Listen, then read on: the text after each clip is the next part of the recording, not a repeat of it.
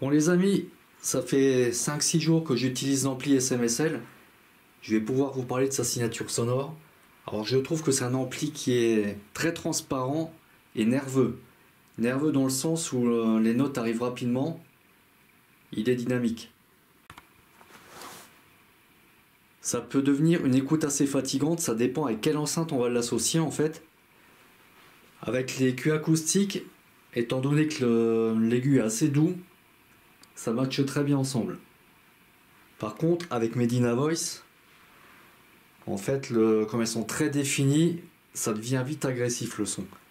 Alors j'ai écouté sans toucher au moindre réglage, c'est-à-dire en direct, le correcteur de tonalité était à l'arrêt. Au niveau de la connectique, il faut plutôt privilégier l'entrée symétrique. C'est celle qui donne la meilleure qualité. Lorsque je compare cet amplificateur qui fonctionne en classe D avec mon Tech qui fonctionne en classe AB, il y a vraiment une grosse différence. Donc le Tech a pour lui plus de chaleur, plus de douceur, mais au niveau du relief, c'est beaucoup moins prononcé que sur le SMSL.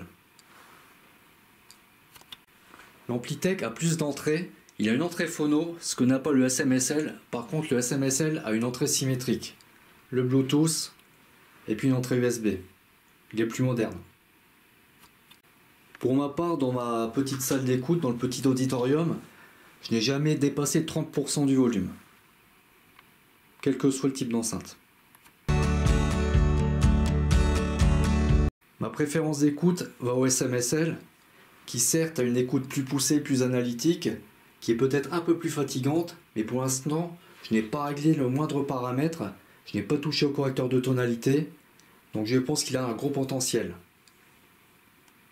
Maintenant, quand je compare le SMSL à mon amplificateur Microméga IA400, il y a quand même une grosse différence.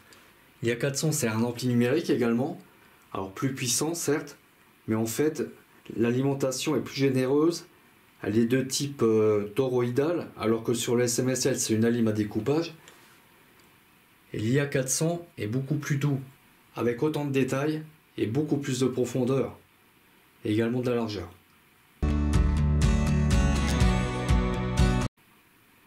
En conclusion, je dirais que le SMSL, pour 250 €, peut rivaliser avec des amplis qui coûtent beaucoup plus cher. Certes, pas des amplis à 3000 €, mais je pense dans la gamme entre 500 et 1000 €, c'est sans problème. Bon ben voilà les amis, le test est terminé. C'est ce que je pouvais vous dire après une semaine d'écoute avec ce petit ampli. Je vous dis à très bientôt pour d'autres vidéos. À ciao!